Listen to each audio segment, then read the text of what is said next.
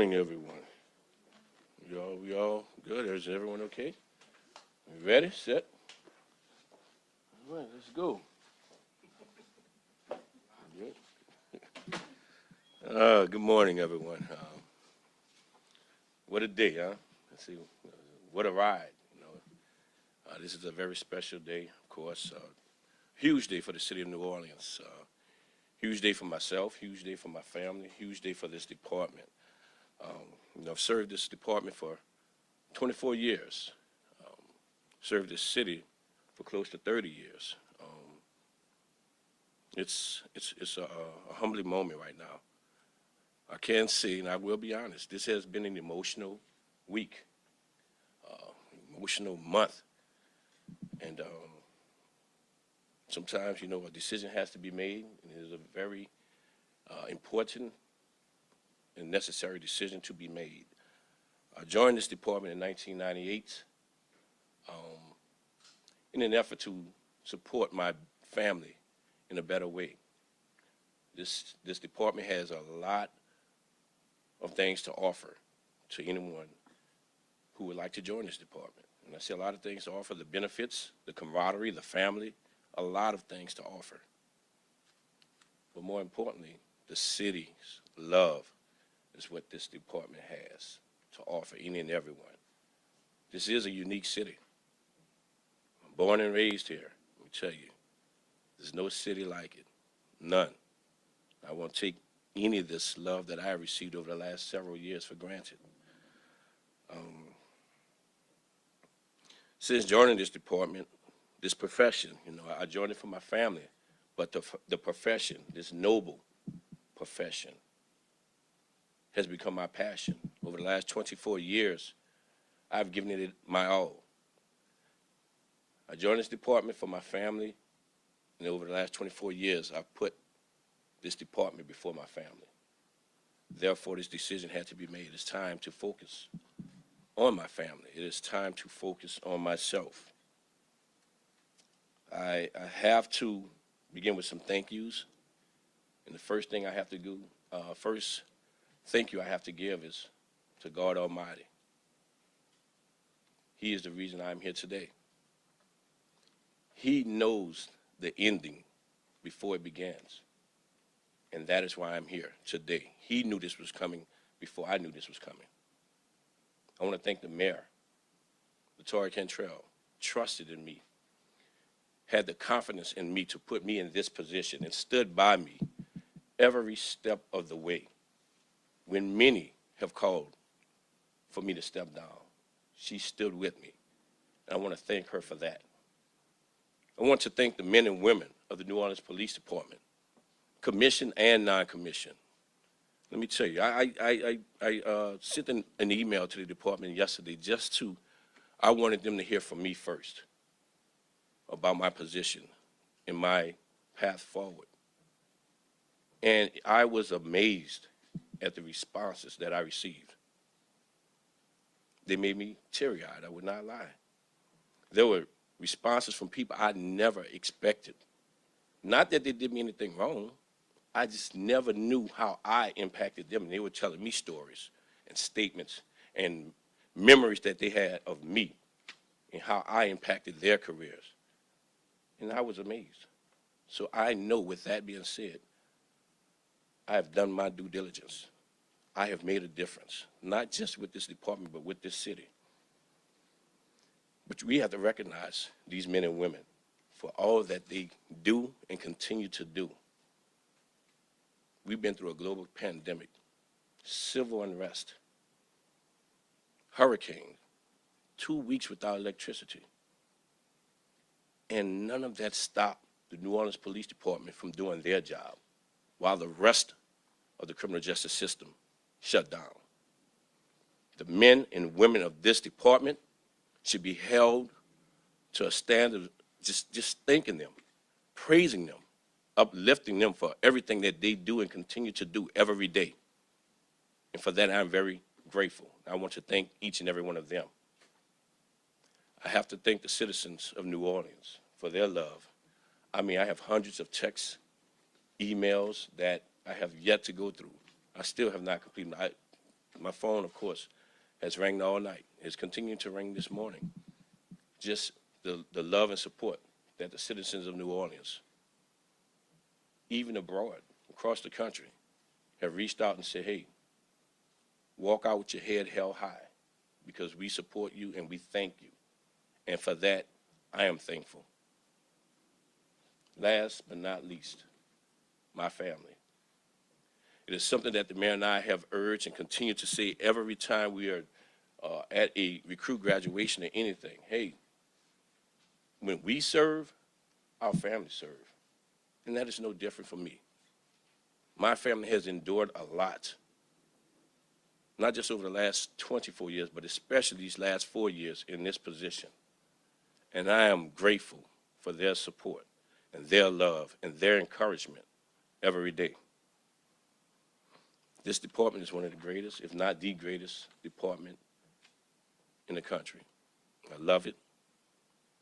Couldn't be more proud of it.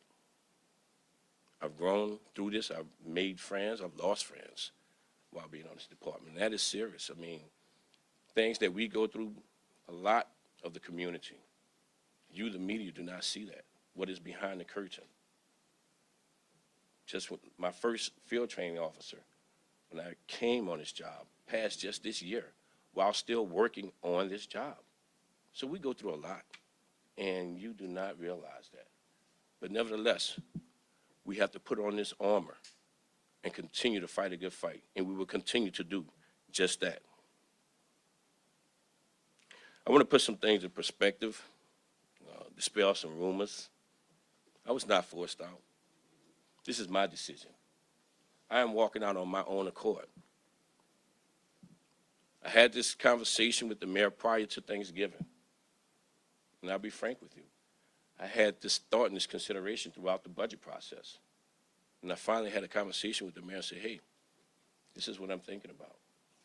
And she asked me to take the Thanksgiving holidays to discuss it with my family, to possibly reconsider, really put things into perspective throughout the Thanksgiving holidays. And at the end of the holidays, I made the decision. It's time to go home. It's time to sit back, look at what I have done. It's time to enjoy my life. Not that I have not been able to do so, but in a different way. No more phone calls in the middle of the night.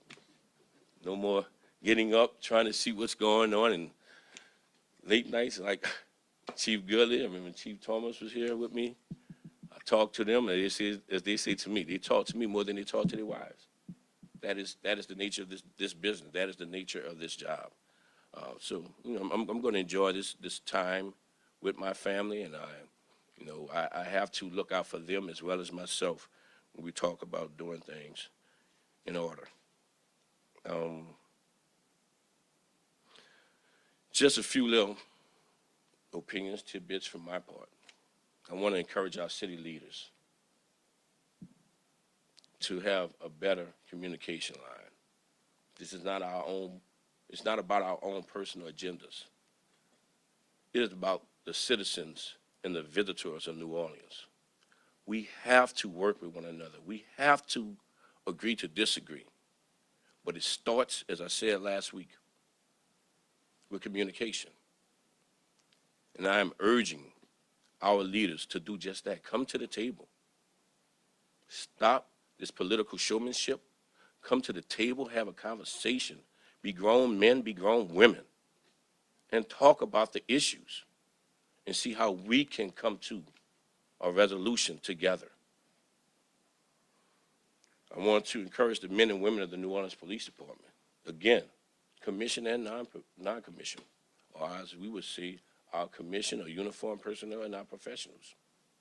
Continue to fight a good fight. Continue to stay #NOPD strong, because this is who we are.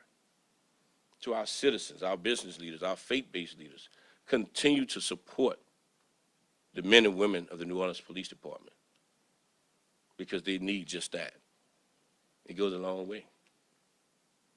To you, the media, look at the glass half full and not half empty. Your messaging is important. We're talking about a recruitment problem, not just in New Orleans, but across the country, but it's based on messaging. It is based on perception of this profession. I just had this conversation with one of our ex-employees, some retired officers. You know, I remember coming on this job, you had generations of police officers. You had the Rodriguez, you had the Palombos, you had the Thomases, you had that. You don't have that anymore.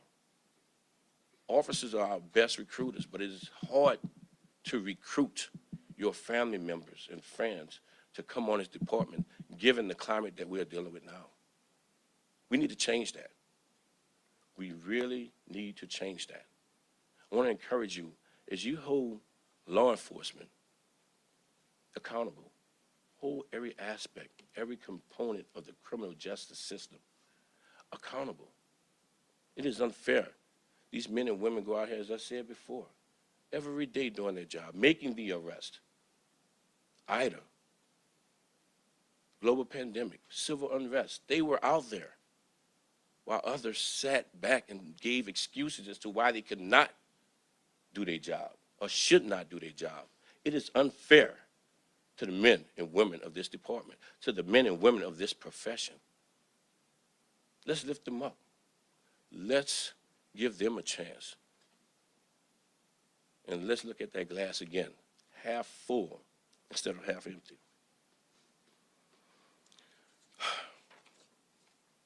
24 years of service is what I've given, and 24 years is a lot. 4 years in this seat is a lot. Average, you know, many may say the average span of a chief of police is probably 6, 7 years, maybe 5 years. But when you're in a major city, 3 years tops. 3. I will be making 4 years next month. It is time. It's time to get back to what is important. Not that the citizens of this city is not important to me, because I will be here. I will continue to be that neighbor as my neighbors walk down the street with their dogs and I'm sitting on my porch. But I'll be able to have a more engaged conversation now with my neighbors instead of worrying about the phone ringing while we're trying to discuss what is going on in our neighborhood. But it's time to take a step back and reset and see what can I do differently to better this community, to better this city. So another question may be asked, what are your plans? I have none. I am not leaving the city to go take another job. I will be right here in the city of New Orleans. This is the city that I love, and I will see what life has to offer. It's God's plan, not mine. And I will do just as he has ordered me to do. So with that being said, you know, citizens of New Orleans, I love you. Men and women of the New Orleans Police Department, I love you. I want to thank again the mayor for this great, great opportunity.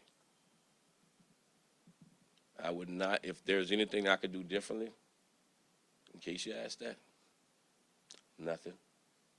Again, it's God's plan. So everything that I've been through, everything that this department has been through, is by his word, is by his order, and I will continue to follow his order. Gary? How much did the political situation, the vote, as far as the council sort of having some sort of role in choosing the next police chief by January 1st play in your decision making? Not a one. Again, this is about my family. This is about myself. I told you I've been thinking about this even during the budget season, probably even prior to that, but not at all, none.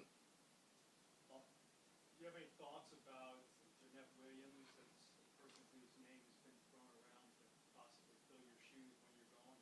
Any thoughts about her, whether she's qualified, whether you think she'd make a good chief? I don't think that is my responsibility to say that. Well, what I will say is I think every deputy chief that has worked with me deserves an opportunity. And I think Jeanette is a great woman. I think she's a great police officer. I think Chris Gilley is. I think Ota Sandifer. I think Keith Sanchez is. I think Lawrence Dupree is. So that is not my responsibility to think like that or determine or decide if they are a good person. But what I can say is whomever is selected, I would be here to assist them during their transition, while on the job and even after leaving the job. In terms of, do you think that the hire should be from within, or there are others out there saying, well, let's have a national search and hire the best person we can hire? The best person for the New Orleans Police Department is within the New Orleans Police Department. We don't have to go anywhere to look for anyone to lead this department. We have great men and women that work for this department and that can lead this department. Chief, first, congratulations on your appointment. Thank you. You said this was a decision you've been thinking about for some time. Did any of that political pressure, though there's been, you have faced a lot of flack, I imagine that is frustrating. Did any of that play into your decision? I mean, it is a toxic environment right now. I mean, unfortunately, it's very toxic. But no, again, it's about family. I've had some challenges within my family. I have some challenges with myself over the last year, health-wise. So it's time for me to focus on my family and myself. And that's what this is all about. And I think I'm just looking at an opportunity of starting 2023 with a new me. That's what it's all about. No worries. You said to dispel rumors, so the mayor did not ask you to retire. No, not at all. She did not ask me at all. I went to her expressing my concerns and my position, and not at all. So, leaving here today, are you excited? Is this bittersweet? And two, if you had to address those who doubted you while chief, what would you say to those people? So it is a bittersweet moment. I mean, again, as I said, the last few days, the last few weeks, the last few months have been an emotional roller coaster. You've been doing something for as long as I have been doing it. It becomes not necessarily a routine, but, it's life. It is my life. It has become my life. And to now say I'm going to change my life, that is significant. So, yeah, I mean, it's a lot.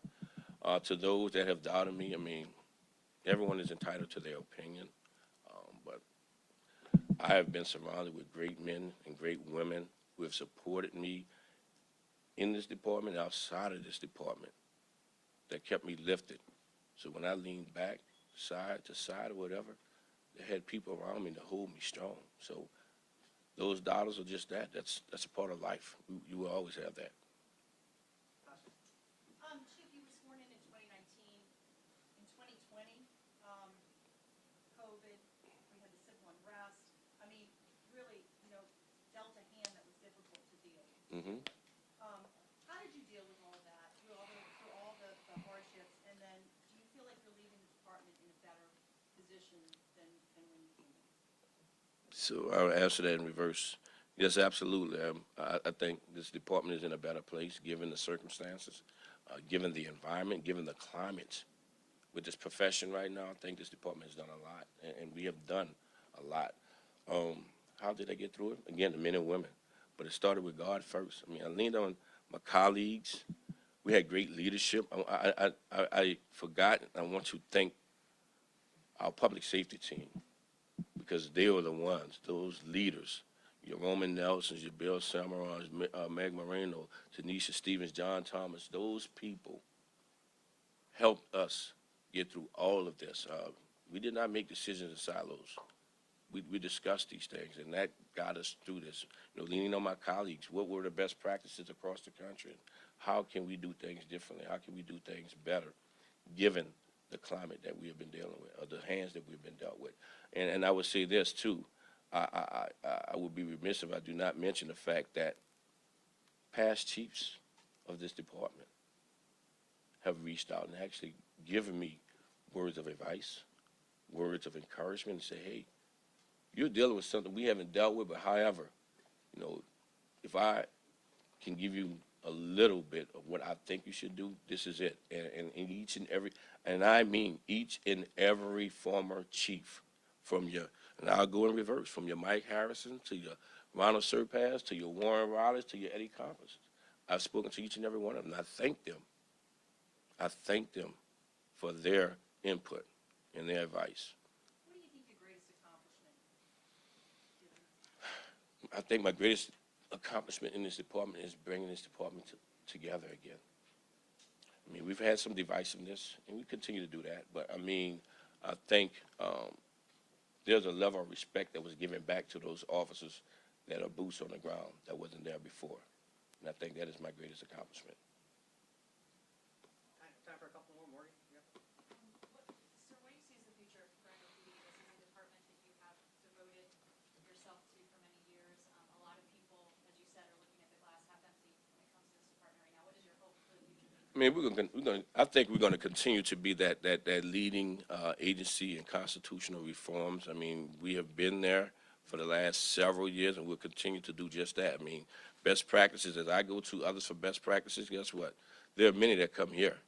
I mean, they shadow us during Mardi Gras and all our special events and look at what we're doing in a constitutional way. How do you manage all of that constitutionally, but yet still maintain the respect and the support of the community? And a lot of agencies are coming here to see what it is that we're doing. So the future of this department is I think, the picture is big.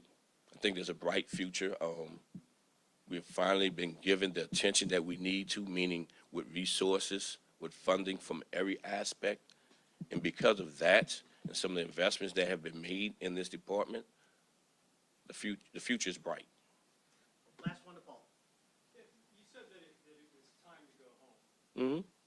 Why was it time? I said that before, family. It's time to put family first. Last 24 years, you know, like I said, I came on this department because of family. But when I came onto this department, the blue became my family. And the blue was before my blood family. So it's time to put the blood first. And now I have to invest in my family. You know, you'd be amazed. And I have no shame in this, but, you know, I think about, you know, my kids have said, expressed how I've missed some things in their life growing up because of this job, because I put this job first. It's time to put them first. I have, and I share this with many, in my opinion, more years behind me than I do ahead of me. So I need to embrace what I have ahead of me. And that's what it's all about. Guys, Thank you all. Appreciate it. Thank you all. Have a great one. Happy holidays to you all.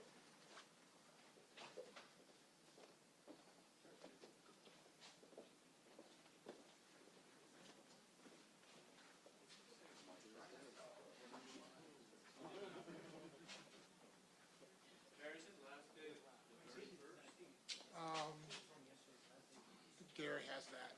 I'm not sure. Gary.